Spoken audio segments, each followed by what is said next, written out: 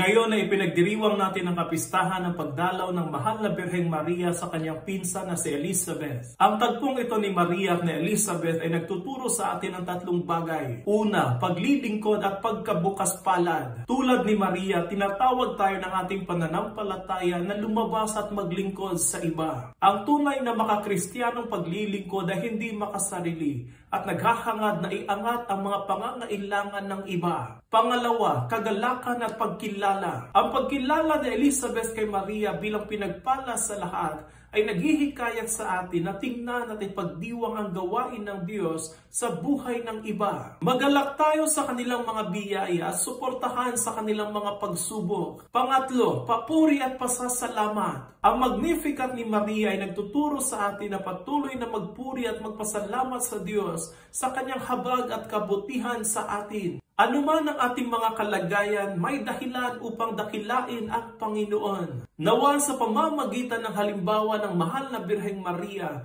ay lumago tayo sa pananampalataya at magkaroon ng inspirasyon na paglingkuran ng iba ng may pagmamahal, pasasalamat at pagpapakumbaba.